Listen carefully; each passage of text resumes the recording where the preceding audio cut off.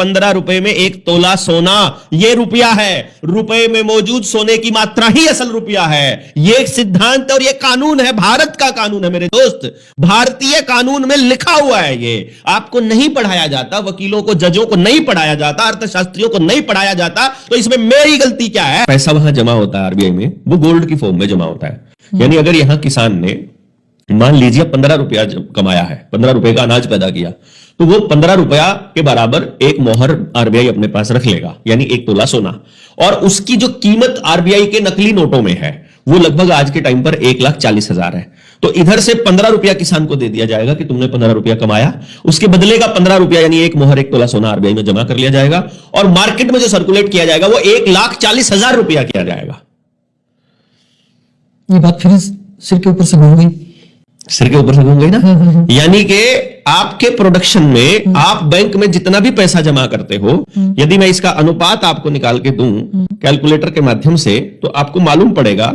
मैंने ये कैलकुलेटर है, 1,40,000 रुपया के करीब आज के टाइम पर सोने का रेट है, ठीक है। और इसको यदि मैं डिवाइड करता हूं 15 रुपए से, तो लगभग 9,333 गुना की ठगी आपके साथ होती है। रुपए की कीमत और सोने की कीमत वही है जो पेपर करेंसी एक्ट 1882 कहता है। भारत का पेपर करेंसी एक्ट 1882 कहता है कि 15 रुपए में एक मोहर है। वही रेट है, वही कानून है, वही सिद्धांत है, उसी हिसाब से सोना रखता है। फिर सोना तो बढ़ रहा है, सोने का रेट तो अरे नहीं ना, आपको वो बैंक नोट के बदले बढ़ रहा है, रुपए के बदले नहीं ना बढ़ रहा है। आप उस बैंक नोट को ही रुपया मान रहे हो, यही गड़बड़ है बस आपकी। वो रुपए की पर्ची है, रुपया नहीं है मेरे दोस्त। और वो पर्ची कोई भी कितनी भी छाप सकता है। 1 रुपए का नोट तो असली है? नहीं है, वो भी लीगल टेंडर है 1 रुपए का। वो सिर्फ भारत की सरकार छापती है और वो रिजर्व बैंक छापता है, बस इतना सा है।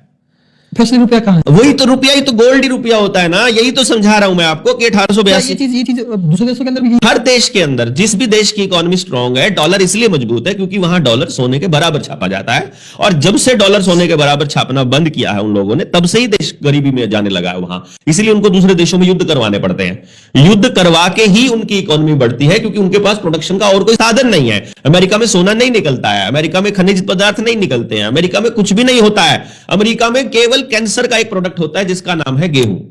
अमेरिकन गाय, वहां हमारे वाली गाय वहां सरवाइव नहीं कर सकती, तो अमेरिकन गाय हाइब्रिड गाय है, उसके दूध से होता है कैंसर। वहां ऑर्गेनिक चीजें जो हैं वो उगा ही नहीं पाओगे, क्योंकि वहां फसल जो समय है वो ऑल टाइम वेदर थोड़ी है हमारी तरह, ये सभी तरह का वेदर रहता है। वहां तो सर्दियां ज्यादा रहती हैं बेसिकली, तो वहां कोई प्रोडक्शन नहीं होता है। उनकी पूरी जिंदगी हमारे सामान के ऊपर निर्भर करती है, और हम लोगों को सामान वो लोग डॉलर में दे रहे हैं, सोने में नहीं दे रहे हैं। यहीं से भारत गरीब होता जा रहा है। और डॉलर का मुकाबला बैंक नोट के बराबर रखा और कह देते हैं वो रुपए की कीमत कम हो गई। रुपए की कीमत नहीं कम हुई है।